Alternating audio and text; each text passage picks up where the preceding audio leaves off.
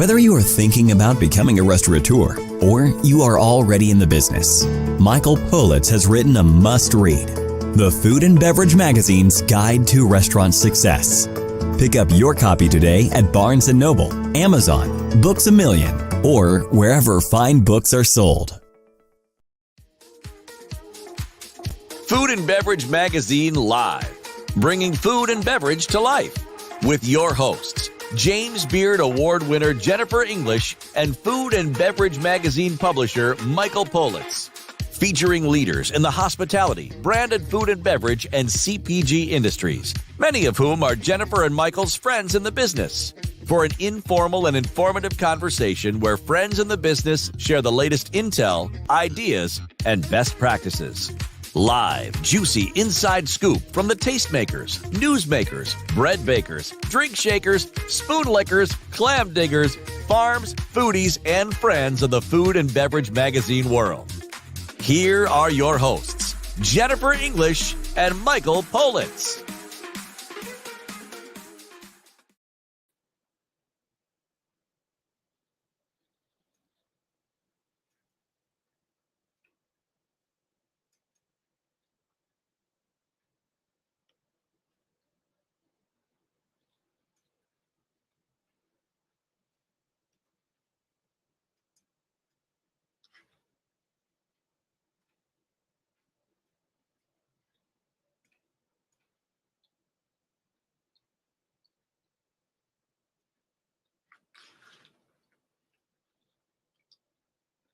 Well, hello, everybody, and welcome. I'm Jennifer English, and I am thrilled to welcome you today to a conversation about one of my all-time favorite foods. I want to make sure that you are sitting down and ready as we begin a conversation with one of the fundamental food groups. Join me as we go to Idaho and the land of potatoes. Now, I grew up in New England, okay, and I know from a potato or two. I used to spend summers there, and then I spent time on Long Island. And there are places around the country and around the world where they have great potatoes. But I'm going to make an argument today that the greatest potatoes in the world are found right here in North America, and they're produced by our friends at the Chipperbec Potato Company Enterprises. I want to make sure that you understand that not all potatoes are created equal. And among the many things we ask our potatoes to do. And as a foodie, I consider them one of the essential food groups. And we can have all the debate we want about what potatoes represent to a lot of people. But I'm going to say this. Think of the greatest French fry you've ever had. Is there a more perfect food? I will debate you and say, probably not. A great French fry is a thing of beauty. It's also the X Prize in the upcoming delivery wars. 60% of the food that we have delivered to our homes over the next decade is going to be food that our consumption is trending towards delivery. 60% of all the things that we eat will be delivered to our homes. When, how, and where are we going to be getting the perfect French fry delivered? Even in room service, it presents challenges. But don't blame the potato. Let's start with the perfect potato, and it's going to give you the best shot to win the Food Delivery X Prize. Joining me now are my friends. And I have to tell you, I'm going to gush a little bit because if you go to Chipperbec Potatoes website and you watch the videos that they have of where these beautiful potatoes are grown, and the people that are growing these potatoes, I've met many times. We've had the Idaho potato commissioners on my radio shows over the last 25 years, and I'm thrilled that once again, we are going to be talking about one of my all-time favorite foods, the French fry, and in a close second place, the potato chip. I love this topic. Joining us now, I'm very happy to say, are our friends from Chipperbec Potatoes. Matt and Dominic, are you here with us? Are you there, Yes, guys? we're here. Yes, we are. All right. So I'm sorry I had to get my Teen Beat magazine of food out. I had to fangirl gush about how much I love French fries. But I have to tell you, it's truly one of my all-time favorite things. And you guys are responsible for the best frying and chipping potatoes in the entire world. And I want to talk about what that means and why that's important and why your category is booming right now and why people need to understand you don't just treat potatoes like the commodities they used to be. You now have a way to look for the best, especially if you're a chef. There's some things you want to know and need to know, and we're going to do Potato 101 today with the best in the business, the master, the Dumbledore of potatoes, Matt Hornbuckle. How are you? Good. Thanks for having me on. Okay, so you don't have the big pointy hat and the long white beard and the robe, but you are the Dumbledore of great potatoes. Because, in fact, this is a legacy category. The humans and potatoes have a very long history. And it's kind of funny to me because, in a way, these beauties that grow under the ground, they don't grow on a tree and call to you. How did we discover these great potatoes, and how did you and your industry become the masters of one of our most essential foods? Well, we started growing these potatoes quite a long time ago, quite a while ago, for potato chip plants.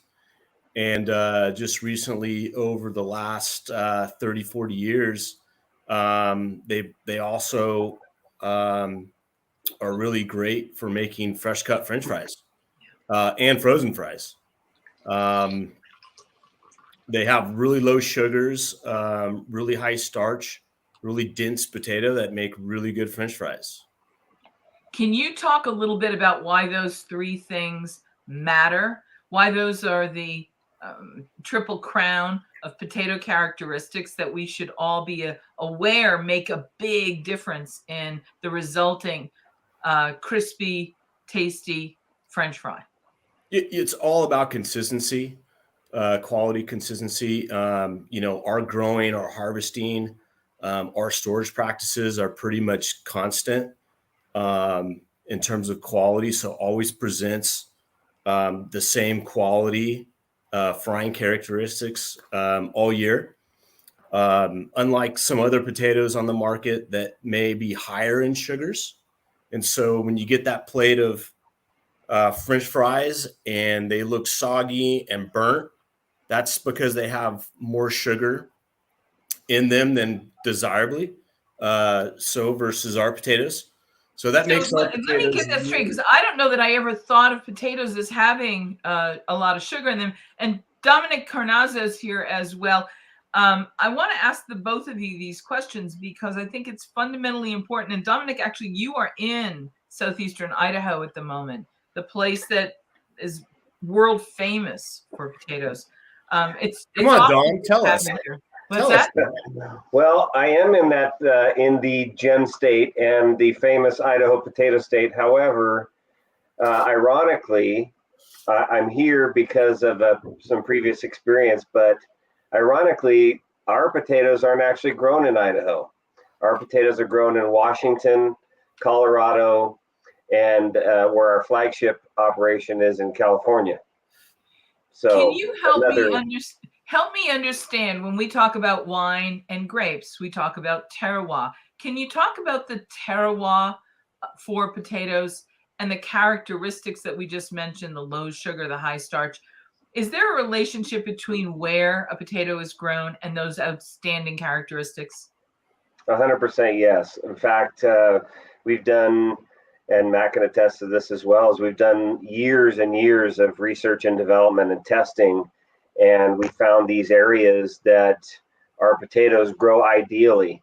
So the soils, the climate, and the growing conditions, overall growing conditions are ideal for our potatoes. And what it does, and Matt touched on it as well, is what it does is helps us with that consistency in the sugar, the moisture, and the solidity levels in the potato. So they're directly correlated, absolutely 100%.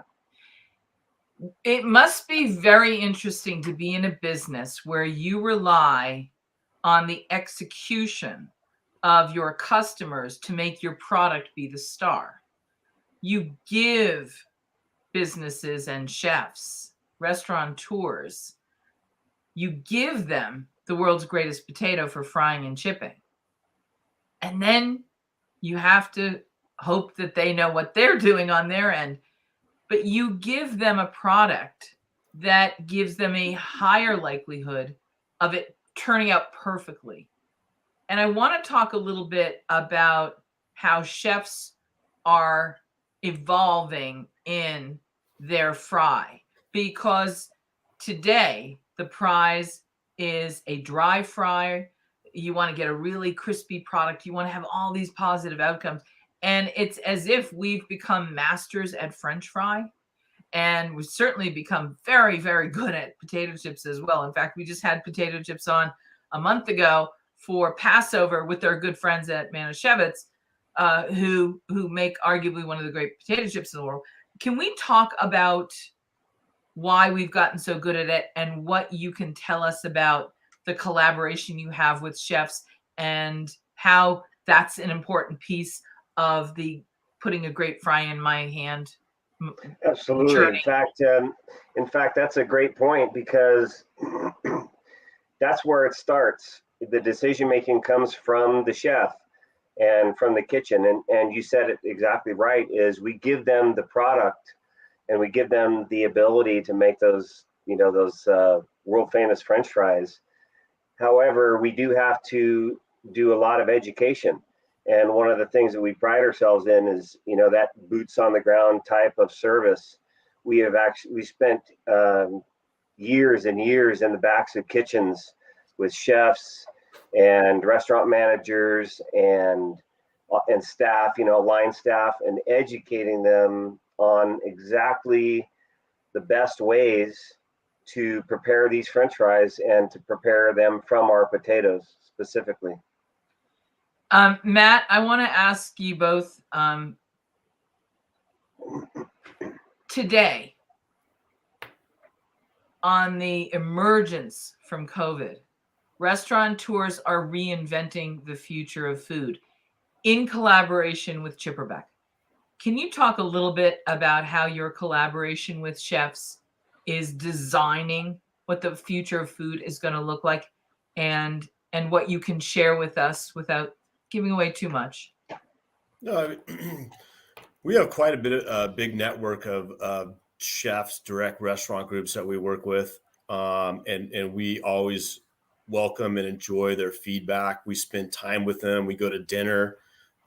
We've developed direct relationships with these folks, and their feedback helps us grow in a way to navigate to where where the food is going in terms of fries. And a lot of the feedback several years ago was the issues with labor and the amount of labor that has to go into these fries, and the lack of labor and the cost of labor. So with all this feedback that we received from the chefs, we created a frozen product off of our fresh cut whole potato, so we can offer the same quality in an added value product, because we see the space growing exponentially as our population grows, and the food security, being able to feed the world is shrinking, with a lot of this available land shrinking. So we have to get creative and come up and reinvent new ideas parallel to what the chefs are needing or are going to want to need moving forward. Can you talk a little bit more about where you see the trends going that are driving this, in addition to the external economic factors in the ecosystem of, obviously diminishing resources on one level?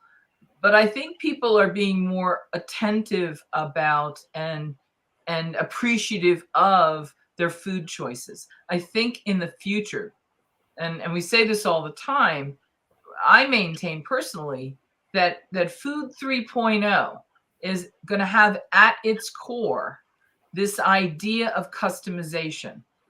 Each and every one of us is going to get to customize every dimension. I call it season to taste. Season to taste in everything that we encounter. I want it this way and not that way. Can you make it hot? Whatever it is. that idea of self-awareness driving our asks and orders. Can you talk a little bit about your sense of, as we get into that mode, how important it is that you're paying attention to not only your immediate customer, the chef and restaurateur, but their customer who's going to be asking for something more and different and better in the years to come? That's got to be a part of what you guys are looking at. How are you weaving that into the Chipperbec story?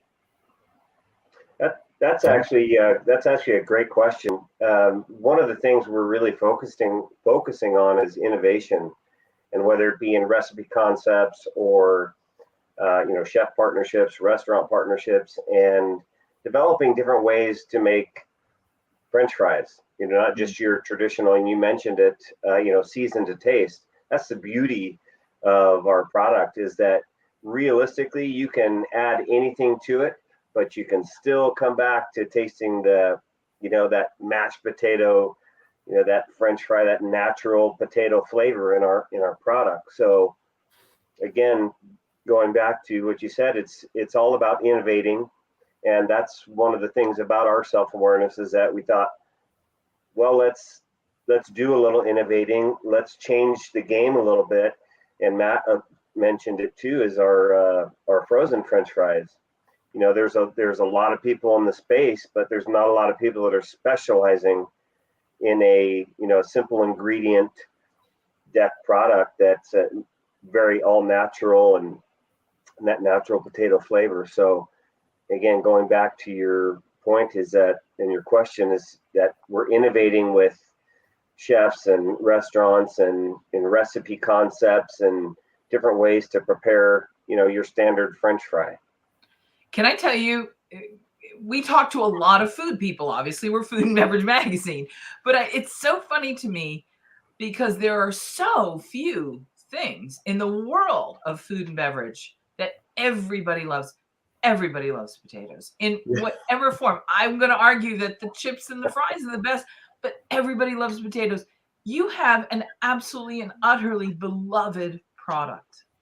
Can you talk a little bit about how that informs the conversation that you have with people, both internally as you do your marketing planning, but then as you go out and talk to chefs? How important is that shared love of this quintessential food? Yeah, I always feel, and I know Dom feels the same way, as the chef, the grower and the end user, the chef, really have kind of a similar relationship. I mean, we're trying to grow and ship and provide the best possible potato for the chef, and the chef is seeking out the best potato to make the best fries to be, successful in his business. So it's a really cool relationship, and we found that over the last 2 or 3 years, especially during COVID. We've had developed a network of chefs that are available because they had time off or what have you. So it's been really fun creating those relationships. And how that manifests out in the field, out in the restaurant world, in our edible ecosystem, is that chefs find a way to make the fry their own. They take something that is practically ubiquitous and they do a little something to make it really distinctive, so that when you're in my house, you come back craving those fries. They all create their own equation for their best fry. And that's really been cool for Dom and I to see, because we've been and done a lot of cuttings with different chefs across the nation. And every one of them has one little tiny tweak that makes it their own.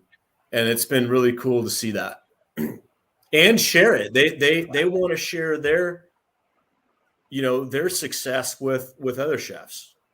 And that's another thing too, is that you can sit down with a chef in the back of a kitchen or in his restaurant, and we did a lot of that when restaurants weren't open as much. As they cooked us their fries or their version of the fry, and we sat down with them and we had a really great conversation over a bowl of French fries.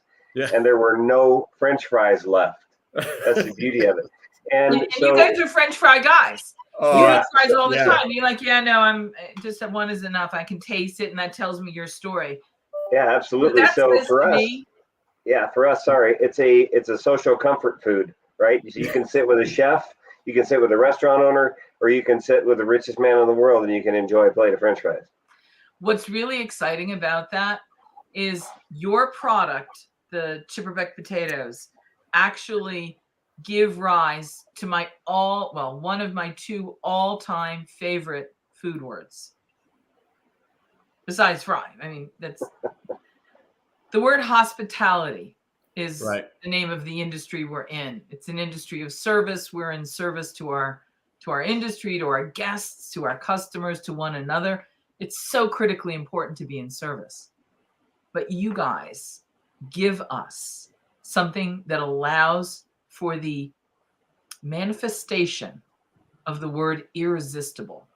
Few things in the world are more irresistible than a perfect French fry, maybe a bowl of perfect French fries. Can you talk a little bit about that idea of quintessential, irresistible potato success in the form of a French fry? Well, for us, we've always thought of our product as, the best product, but it's not only that, but it's proven itself. It's proven itself as an irresistible product. In fact, one of the questions that we ask people when they taste our French fries from our potatoes or our frozen fries is, what's the first thing that you taste, right? Potato. So it becoming, and then potatoes are a staple food. So it becoming an irresistible, quintessential food item is something that realistically that we built into our program over the years. The idea in Latin is res ipsa loquitur. The thing speaks for itself. A perfect French fry does, in fact, I believe, speak for itself. It does. Can you Especially riff fried on that? Because frankly, I just want to talk about how great they are when they're perfect. I know. You know when they're perfect, Jennifer? When you fry them in tallow or beef fat. we found that's when they're really good. No, but aside from that, They are, and you're not joking when you say that. And I've had French fries done in duck fat, goose fat. I mean, they're not bad. Where did you have them in duck fat? Not too many people use that. I'm going to think of the two restaurants' names in a minute. But the flavor of it, the crispiness of it is what lingers, not the where, the what. The what It's lingered the for taste. me. Yeah. And it was an incredible taste, but it was as if you put the fried potato on the most beautiful platter. Everybody's going to put them on a plate or platter, right? But like the best one ever. I don't remember who was holding the platter, and I'm sorry that it doesn't come instantly to mind. What comes to mind is how delicious that was. Although unrelated, I will say one of my favorite presentations of French fries was done by there are two chefs. Chef Thomas Keller at his Bouchon, when Bouchon first opened, and I had my first experience with a Bouchon fry. That was really kind of special. But that's again in that traditional French brasserie tradition. It was really exquisite. But I also know that they're so universally beloved that sometimes you can just sit down with someone and share some fries. And the act of sharing fries is something that I would love to have more people do. Because you're kind of eating and you're kind of connecting and you're sharing. And that act is so underappreciated because there are so few things in the world we can do that with. Someone that you love or someone that loves you reaches over and takes a fry off your plate. That's practically like blowing them a kiss or winking at them.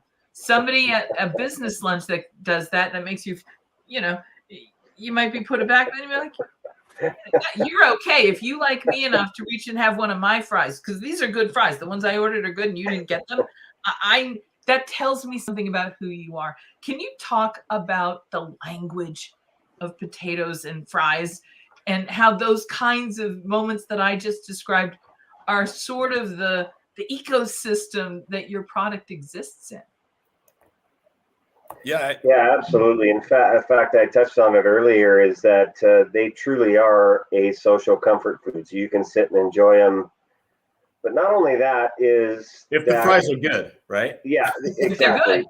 You're right about that. And the beauty of that with our product is that not only do you have that crispy exterior and that natural potato flavor, but when you break it open, there's all that naturally good mashed potato flavor inside. So again, and I was going to say this earlier, but when I usually finish my fries first so that they don't get cold. Yeah. And if somebody else at where I'm at is not eating their fries, it goes back to that commercial. It's like, hey, are you going to eat that? Yeah. Don't mind if I do. Don't mind if I do. Can I have one of those? Are you going to eat that? Listen, So, the culture of it is rich, but what it also speaks to is mindfulness. Some people can eat food and be sort of like mindless about it. They're just eating and they've got to go to their next thing or they're in their car. Great potatoes that give you great fries deserve my attention. Great fries will stop me in my tracks. They will get me to pay attention. And consequently, I will be present and I will be eating more mindfully. Can you talk a little bit about that and how there's something very focusing about having perfect French fries? Because as much as we love them, you don't find perfect fries every day, every time you go out. I got to be honest. So you really pay attention when they're really good and irresistible. Well, since we're in the business, we're a little biased because we know the difference between all of the different fries. But even when I'm not working, I order a plate of fries and I know I don't like these fries or I really like these fries. And I start to analyze, the overall experience of the fries. And it has a lot to do with, how it's prepared, the chef, the ambiance. For me, it's the whole experience. And I think that the general public have the same feeling. They want that overall experience. And when you have a chef that pays close attention to detail when creating these fries, it comes out, it shows. And when I taste a fry, I always ask, I got to talk to the chef. I got to talk to the chef. Bring the chef out here. And the waitress or waiter is always like thinking that there's going to be something wrong or, I'm going to give them some negative feedback. But I'm always like, how'd you do this? How did you make the fries? Did you double fry it? Did you freeze them and then slack them out? And then I'm always kind of like a mad scientist. And it's fun for me, but I'm in the business.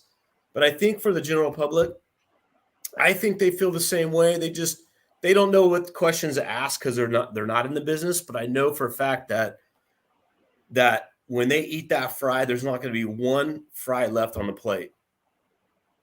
No, I can't. I could say that there's a lot of times where I may eat one or two fries and just kind of push it away because I'm not having the experience. I could tell there's no creativity behind it. So for me, that's my experience. You can't phone in a perfect fry. No, you can't phone it in. You've got to you got to show up. You got to be intentional about it. Right.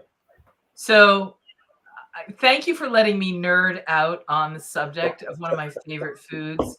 I'm sorry. I know all of this is extraordinarily sincere. You can probably tell I've had a French fry or two in my life. I love them. And I want to make sure that we inspire the chefs who are our audience and the restaurateurs and the eaters. You said something really interesting. You said they're not in the business, so they might not know the questions to ask. But every single one of us knows what tastes best to us. Right.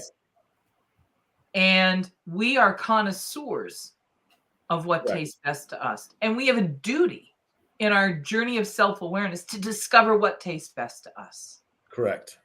Can you talk about how to get the perfect French fry and what we should be looking for and what a perfect French fry actually is?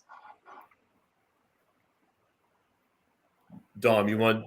Yeah, absolutely. So getting the perfect French fry starts with number one, the potato. It really does. And Preferably Chipperbec potatoes, right? Well, yes, absolutely.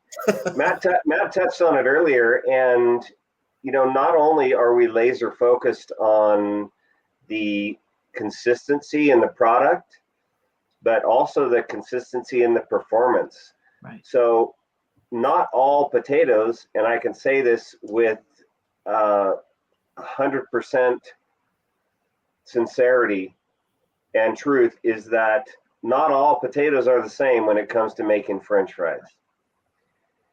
And again, it's based on, Matt touched on it, it's experience and that experience in tasting French fries, but it's also expertise, right? We've, as I mentioned earlier, we've been in the back kitchens, we've talked to chefs, we've tasted, we've tested, we've done research and development.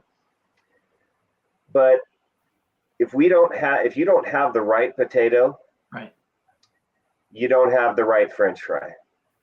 And the only way to get that perfect French fry is to prepare that product the way that we suggested. And the way that we suggest it is that it's not only blanched, but it's also cooled and then fried again a second time. So I've got a potato. I've got a potato in my kitchen in my hands. Talk me through how that Chipperbec potato becomes a perfect French fry. So do I peel it? Do I scrub it? Do I leave the skin on? Do I take leave the skin on? It's a white potato, so it's really thin skin. So you can cut it with the skin on. You put oil, canola oil, whatever oil you choose, in a pot. You blanch them for about 2-3 minutes. Cut or uncut? Cut. You slice them into French fries, whether it be 3/8, ½ inch, and you want to rinse them before you throw them in the oil. You throw them in the oil. You blanch them for about 2.5-3 minutes at 375. You pull them out. You cool them off on a sheet pan. You can put them in a refrigerator to cool them off, or freezer. And then when you're ready to fry them again, you pull them out and you put them back in a pot and you fry them for 3.5 minutes at another 375, 400 degrees. When I wash the potatoes after the blanching, do I dry them before I fry them? Yes. You can tell what I'm making for dinner tonight. I just want Yeah, so you definitely want to rinse after you cut them. You want to rinse them so that once the finished rinse is clear. And then once the finished rinse is clear, then you put them on a sheet and dry them off before you put them in the fryer, because that's another important step.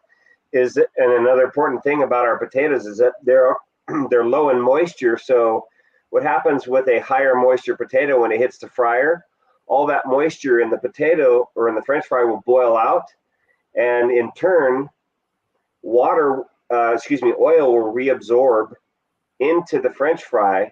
So not only will you have, with a high sugar and high moisture potato, not only will you have a almost dark brown black fry, but you also have a limp fry. So again, going back to that rinse, is that because we do have a dense potato and it is high starch, you just definitely want to rinse all that, make the rinse clear, and then dry them so you don't have moisture when it hits a fryer. That was my point.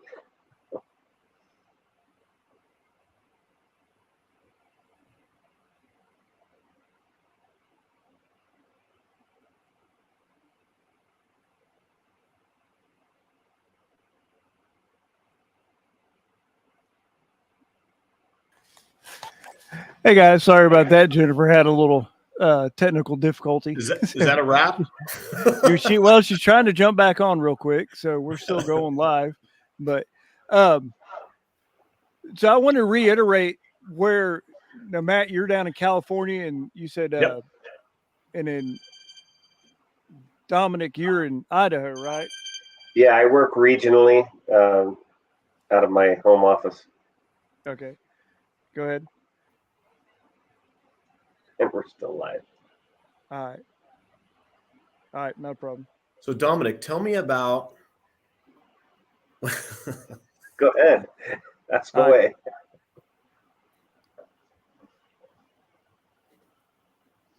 Right. We'll do.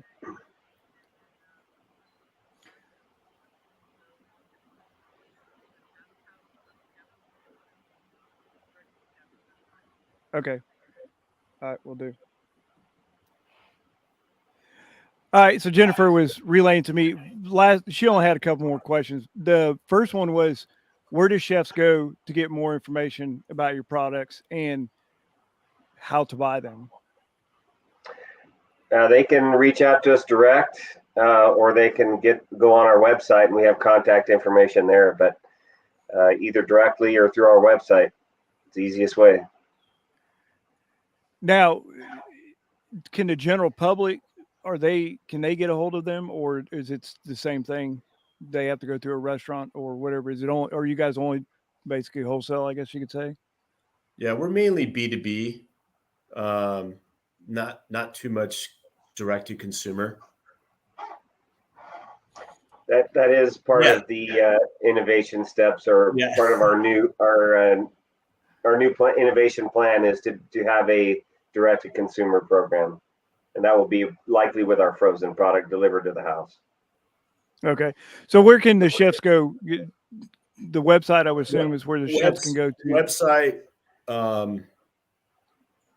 What else do we have? We have Twitter and Instagram, LinkedIn, Twitter, Facebook. All the information, all our contact information is on our website. Which it's very user friendly. Between if you're a distributor or you're a chef, food service company, whatnot, there's information geared to each one of those categories. Which we've been rolling the website across the bottom there, so everybody should get it. Obviously easy, chipperbec.com. So well, thank you guys. I appreciate it. I'm sorry for the hold up there, but we are getting a couple of comments coming in from Phoenix, people coming in from Phoenix. And Dominic, you forgot to mention the one thing that Idaho is really known for is the Appaloosa horse. So in the Appaloosa horse, the Appaloosa horse from the Nez Perce Indians, which is there in Boise, Idaho, is where the headquarters is. So, well, thank you, gentlemen. I appreciate it. Yeah, absolutely. Tony, thank you, man. Yes, sir. Not a problem. Thanks, Jennifer, tell Jennifer thank you, and it was good. It's great. Yeah, what a great introduction, and time well spent for sure. Tell her thank you very much. Not a problem. Yeah, she couldn't get back on. It wouldn't let her back on for some reason. The joys of live broadcasting, right? Right, exactly. That's how it goes sometimes. All right. Well, thank you guys. I appreciate it. Same time, same place next week. All right. Whether you are thinking about becoming a restaurateur or you are already in the business, Michael Politz has written a must-read, the Food and Beverage Magazine's Guide to Restaurant Success. Pick up your copy today at Barnes & Noble, Amazon, Books A Million, or wherever fine books are sold.